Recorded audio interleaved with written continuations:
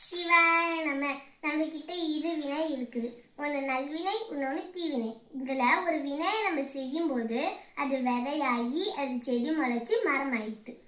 ஆனால் அடுத்தடுத்த பிறவி அப்படியே தொடர்ந்துகிட்டே போகுது. நம்ம செஞ்ச அதே வினையை தான் அந்த 63 சிவனடியார்களும் பண்ணாங்க. ஆனா அவங்களுக்கு விதை போட்டா கூட முளைய மாட்டேங்குது. அது ஏன் எப்பயாவது யோசிச்சு பார்த்திருக்கீங்களா? நம்ம செய்யாத வினையை அவங்க எப்படியாவது செஞ்சிட போறாங்க. அவங்க என்னென்ன தெரியுமா செஞ்சாங்க? ஒருத்தர் வந்துட்டு சிவபெருமானே கல்லால தூக்கி அடிச்சுட்டாங்களாம். இன்னொருத்தர் வந்துட்டு தன்னோட குழந்தை தலையே வெட்டிட்டாங்க.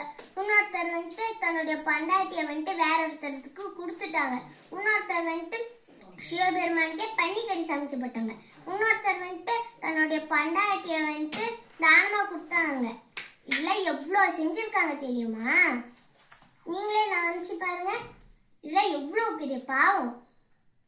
ஏன்னா நம்ம வந்துட்டு எப்பயுமே என்ன பண்றோம் அப்படின்னா, இப்போ ஒரு பொருளை நம்ம எடுத்தோம்னா இதை நான் தான் முதல்ல எடுத்தேன் அப்படின்னு சொல்லிட்டு தற்பெருமையை மட்டுமே பேசிட்டு இருப்போம்.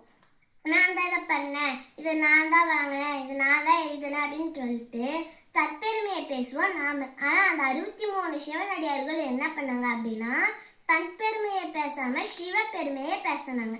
அதாவது ஒரு பொருளை அவங்க எடுக்கிறாங்க அப்படின்னா சிவன் தான் எடுக்கிறாங்க, சிவன் தான் எடுக்கிறாங்கன்னு சொல்லுவாங்க. சொல்றது, நினைக்கிறது, செயல்லையும் செய்யறது அப்படின்ட்டு 3 விஷயத்துலையுமே அவங்க சிவம் சிவம் சிவம் சிவம் அப்படின்றதால தான் இருந்தாங்க. ஆனா நம்ம மனசார கூட ஒரு நாளுமே நினைச்சிருக்க மாட்டோம். நம்ம மனசார ஒரு நாளாவது நினைச்சிருக்கோமா சிவம் தான் இதை பண்ணாங்க அப்படின்னு நினைச்சிருக்கவே மாட்டோம்.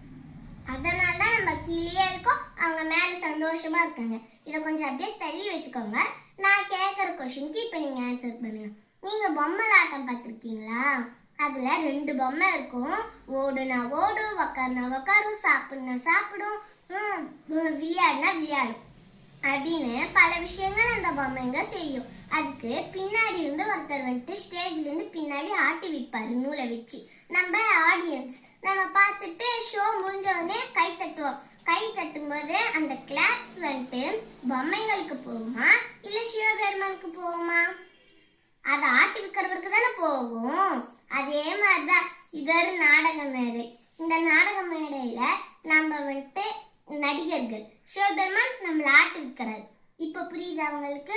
நம்ம நடிகர்களா இருக்கிறதால நூலை வச்சு சிவபெருமான் நம்ம ஆட்டும் போது பொம்மைகளா இருக்கிற நாம என்ன நினைப்போம் அப்படின்னா, நான் தான் ஆடுறேன், நான் தான் ஆடுறேன்னு நினைச்சுப்போம். ஆனா சிவபெருமான் நூலை விடும்போது தான் தெரியும் நம்ம ஆடல, நூலை பிடிச்சிட்டு இருந்திருக்காங்க அப்படின்ட்டு. அப்பதான் நம்மளோட நிலைமை என்ன நம்மளுக்கு புரியும். அந்த 63 பேர் என்ன தெரியுமா பண்ணாங்க?